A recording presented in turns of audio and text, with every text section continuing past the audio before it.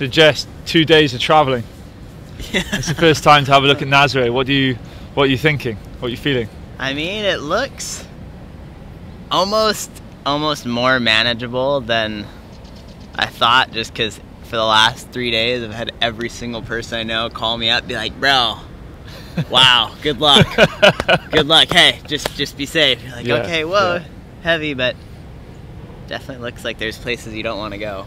Yeah, for sure, for sure. And so, I mean, your stomping ground is obviously Maui, and how does this compare? I mean, do you think you can draw any sort of parallels between here and what you've been doing in... looking at like the peak 2, that looks kind of like the spot, right? Yeah. Like that looks like you could actually get a wave and not get murdered.